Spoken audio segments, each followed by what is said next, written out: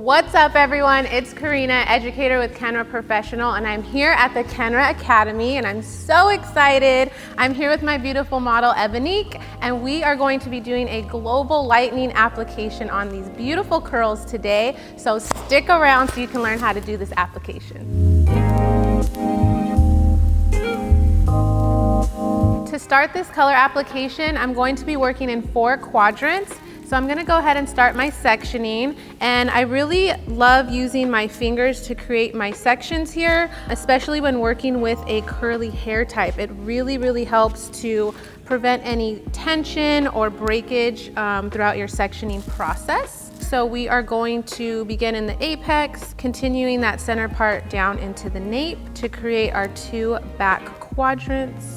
And we don't necessarily have to worry about these sections being completely straight and clean, you guys. It's really just a matter of control and getting the hair where it needs to be. I'm gonna begin in the back 2 quadrants. I like to begin back here because, as we all know, the hair is quite a bit darker back here. I love these from our backwards bibs. They're really awesome for these types of applications. We can use them to incubate later, but also just really great for cleanliness. So we'll go ahead and start applying our product here. For my global lightening process, I will be using 40 grams of our Simply Blonde Beyond Bond and 80 grams of our 20 volume developer. So as you can see, my model does have quite a bit of regrowth. I'm going to begin applying my product in the mid-lengths of her hair, staying at least 1/4 of an inch to 1/2 an inch off of the scalp. Each subsection that I'm taking is about 1/4 of an inch, and that is really gonna allow for us to have a nice level of saturation. The mid-lengths are typically the most challenging part of the hair to lift, so it's really ideal that we keep our sectioning very thin. I'm going to be using cotton in between each of my subsections, and I really like to do this to allow for that separation of the product between each subsection, because when we go back in and do her retouch, it's just gonna be a lot easier to navigate through the hair, as well as, you know, go in and retouch the hair without it getting too messy and overlapping. I'm going to continue this process up this entire quadrant, and then we'll move to the next one.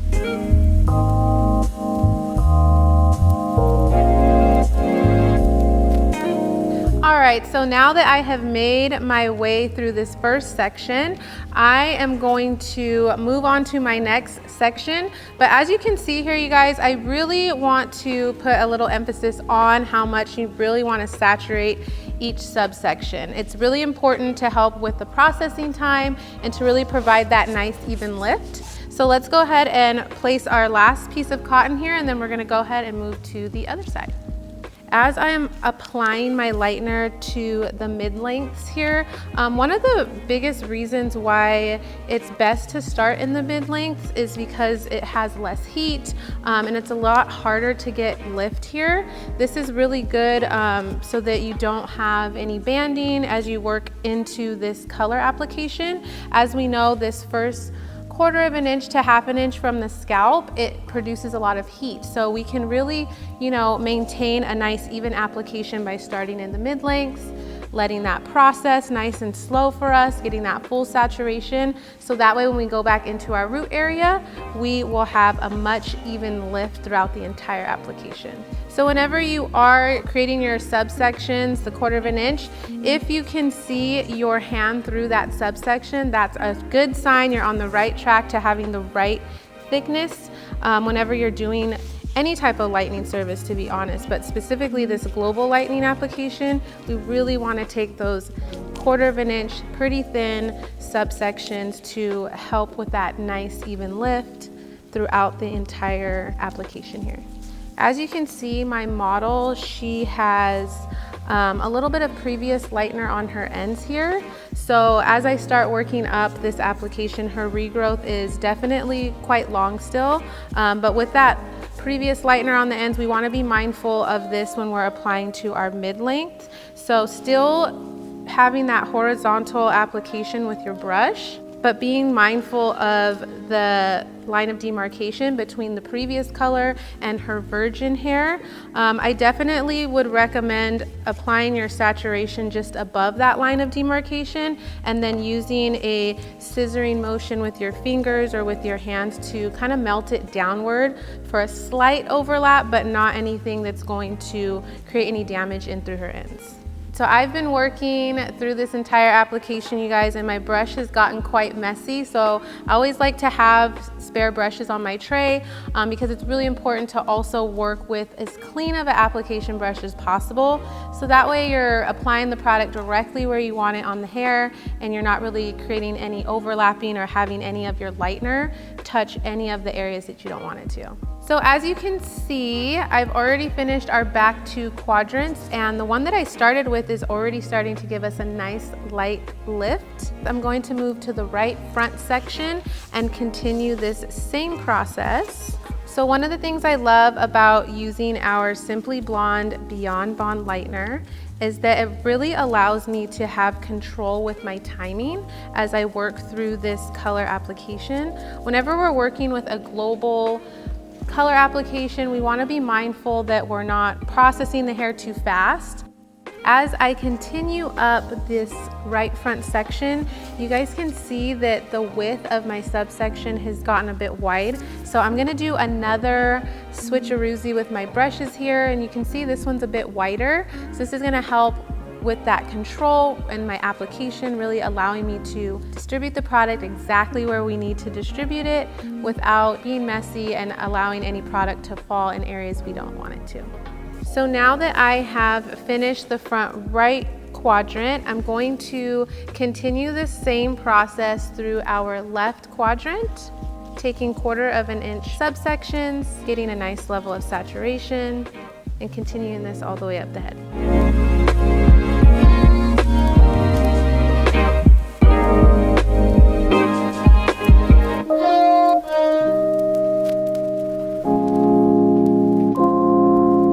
We're just about finished with our entire application here. So I have my last 2 subsections that I'm working on. Again, really using my wider brush at this point for more precision in my application and maintaining a high level of saturation. So one of the things that I wanted to point out to you guys before I go ahead and apply the backwards bib for incubation is the different levels of saturation. As our product has started working and absorbed into the hair, you can see that there's not as much product on the hair anymore compared to the product that we just applied. So really important to go in and reapply your product if you encounter any areas that are not as saturated before you go ahead and incubate.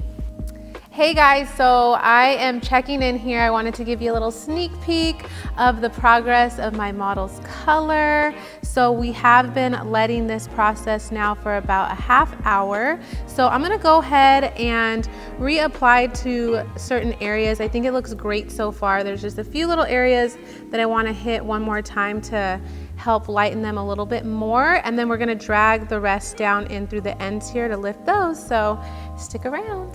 So now that I have applied a little bit more product throughout the ends on the back 2 quadrants, I am moving up into the front right quadrant.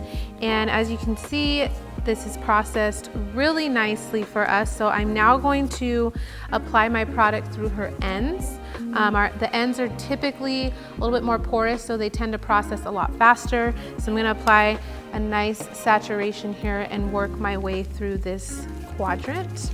And as I am taking each subsection, I'm actually going to use my fingers in a scissoring motion to actually remove the lightener and spread it down into the ends of the hair here, while also reapplying a fresh bowl of lightener to the ends, and that really allows me to see what's processed. It will show me if there's any lines of demarcation, and that's exactly where I will apply my fresh lightener. Typically when we are working through a color process like this, the closer you apply your product to the scalp, there is more heat towards the scalp. So that is why the product tends to work a bit faster and it lifts a lot lighter the closer to the root area that you get.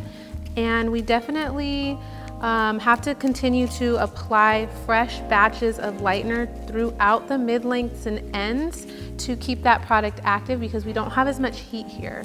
So really working and saturating the product in through the mid-length and ends, and then incubating our sections when we're done. For my reapplication process, I have switched to my Big Framar paintbrush. This brush, you guys, is super dense, and so it definitely picks up a lot of product and allows that same product to get distributed onto the hair so that you have a much fuller saturation in your reapplication process.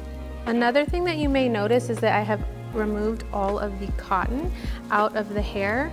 And why I did that is because now that we're working on reapplying, it's okay for our sections to now mesh together. It's gonna help process a little bit faster, help with that heat, and also, again, just really allow for more saturation to speed up the processing time a little bit. Now that I've fully saturated the mid-lengths and ends, this is looking really, really good. I'm going in to apply this formula to her root area. And the reason why we leave the roots until the end of this process is because the roots really, are closer to that scalp, which generate a lot more heat. So our roots are gonna process very, very fast. Definitely wanna still get 1/4 inch sections and a nice level of saturation. So I'm making my way up through my first quadrant on the left-hand side. And you guys, I really would recommend each time you take your subsection to saturate both sides of it.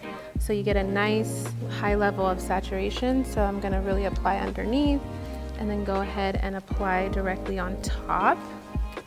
And also don't be afraid if your lightener kind of overlaps on that line of demarcation. It's totally fine. Our Simply Blonde Beyond Bond doesn't swell, so it's really okay to overlap just a hair to marry those two lines together. I'm now moving into the back right section, using my fingers to really help create my subsections. I like to use my fingers for creating my subsections for a couple of reasons. One, I feel like it's definitely a lot easier to get through the hair, but then one of the biggest reasons is so I'm not using the back of my brush and scratching the scalp, because we are about to go in and add lightener to the scalp, so we don't want to cause any stimulation or irritation prior to applying our product. So I'm working my way up this last quadrant here, and I have a couple of subsections left. Still taking my 1/4 inch sectioning as best as I can, and really just doing a lot of saturation on both sides of my subsection. Now we have the full back completely applied on our model here. We're gonna move to the front 2 quadrants. And I'm utilizing my brush, the corners of my brushes, to really get nice and precise around her ears here. Taking my time, but still applying enough product to where the hair is fully saturated.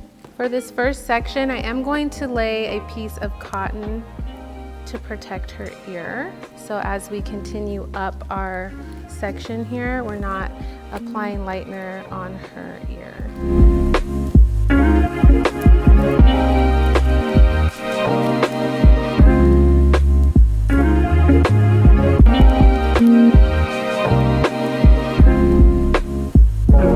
Now my model's hair is completely processed. You can see here how great of a lift we were able to achieve using our Simply Blonde Beyond Bond. We're gonna go ahead and get her shampooed twice and then go ahead and finish with her toning process, so stick around. All right, everyone, so we just finished our shampoo process. I went in and shampooed her hair 2 times, and that's really gonna help get all of that lightener out. I'm now going to go in with our Porosity Equalizing Spray to comb through her hair and get it nice and brushed out before we go in with our toner. To start my toning application, I'm going to section her hair into 4 quadrants, starting at the apex, taking my first subsection down to the back of the ear, and then we're going to create a center part from the apex down into the nape. Allows us that control and will allow us to work through this toning process a bit quicker. For my toner today, the root formula is going to be 1 ounce of 8 Violet Metallic and 1 ounce of 8 NA. I'll be using 2 ounces of our 9 volume developer.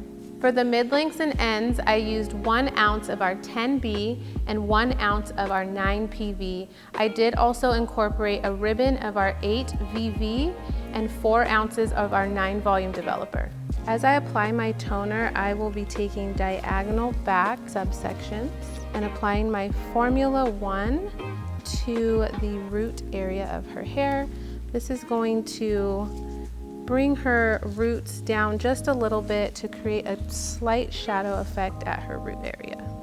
So it's really important, you guys, as you work through your Formula 1 to apply it on the first ½ inch of the hair here. And I chose to use the Demi Permanent 8 NA with the 8 VM equal parts.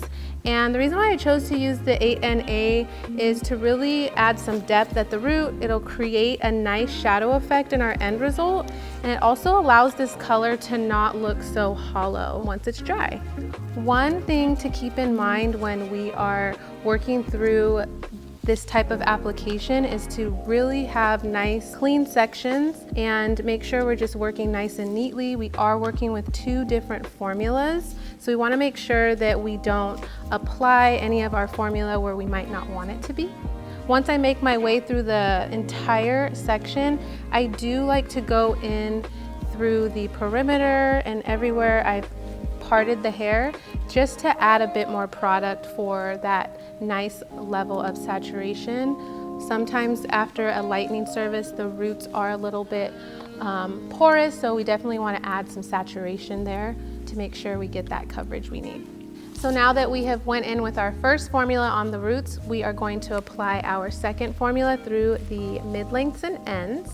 I chose to use the 3 different shades from our Demi Permanent line because, you know, 10B is one of our beige shades, and this is really going to refine some of the gold tone that we see in the hair. Our 8 VV is gonna kind of act as a bit of a boost to my toner to really help with the neutralization because she is a tad bit warmer through her ends. So that's gonna help with the neutralization. And then the 9 PV has the perfect undertones to help neutralize our underlying pigment as well. So that is really going to be impactful to giving us an overall neutral, cool end result with her blonde. As you can see, you guys, I have switched from using my bowl and brush to my applicator bottle, and really that's going to save me some time. Whereas the bowl and brush, it's a little more of a precise applicator, and this one we can go ahead and just save some time along the way. And I am applying this toner from the top of my section down to the bottom, and that is simply due to the hair that's down here hasn't been toned yet. So as I apply my toner, I can very simply and neatly place the other hair accordingly, and that way we're getting the toner where we want it and keeping the hair separated along the way. Now that we've finished applying both of our toning formulas to her entire head, we're gonna let this process for 20 minutes. And really what my goal is here is I'm looking to make sure that everything gets neutralized to that nice, neutral, cool beige tone that we are looking for in our end result. So we just finished rinsing out her toner. I was able to shampoo, deep condition my model's hair and get her styled. I hope you guys love it as much as I do. I loved using our Simply Blonde Beyond Bond for this creation here. Look how beautiful her curls look. Do you love your hair? I do. Yay! So you guys, feel free to subscribe. Actually, please subscribe to our YouTube channel for more educational content like this, and I'll see you next time.